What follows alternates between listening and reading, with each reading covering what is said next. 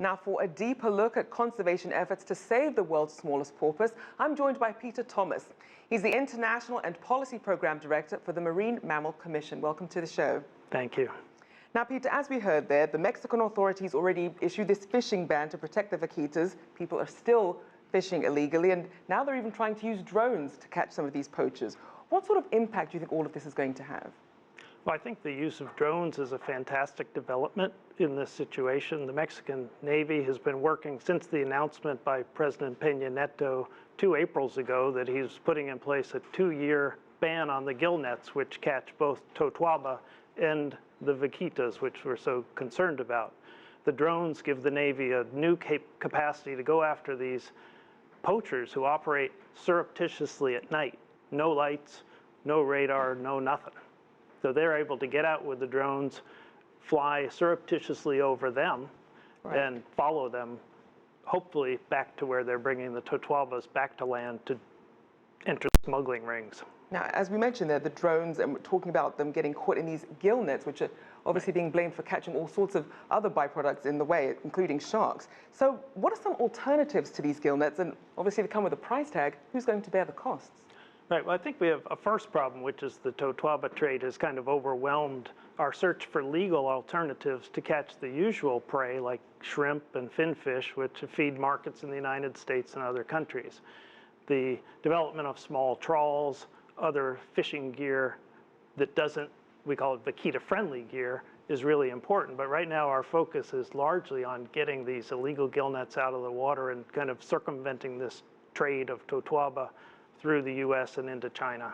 Now, as you mentioned, some people are obviously still trying to use this fishing, especially these small-scale fishermen, to try and catch shrimp, to try and keep their livelihood. So then what are some incentives for them then to try and do things the right way if they're finding that their fishing communities are being wiped out?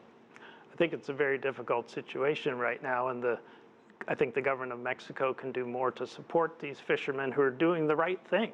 They're dedicated groups of fishermen who have worked to develop alternative shrimp trawls, have worked to develop markets, sort of ways to get the good shrimp into markets into the United States and get a kind of price premium for that through their good efforts. Now, you mentioned the government. What about other organizations, perhaps even the private sector? What can they really do to get more interest and funding into marine conservation there?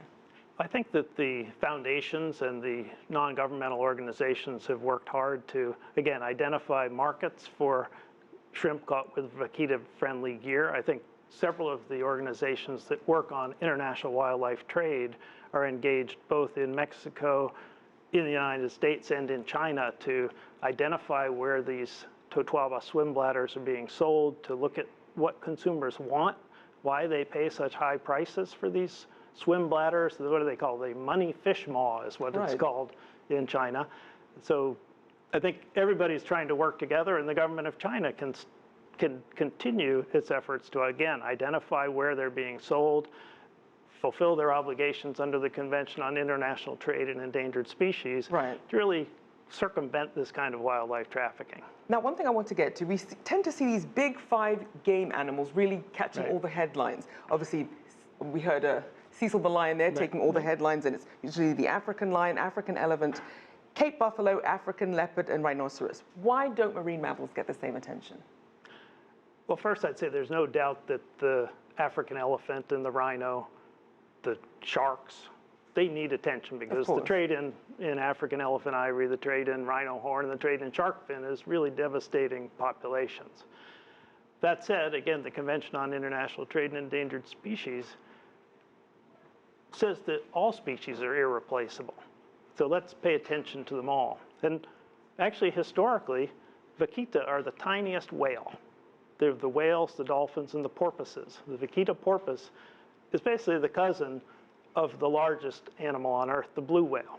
Now, last century, the United States and all the governments of the world spent a lot of effort to protect whales. So let's protect the smallest whale. And just quickly, as we look at one of the goals of your organization, it really is to focus on some of these very vulnerable mammals and populations, including the vaquitas. At this point, is it too late for them?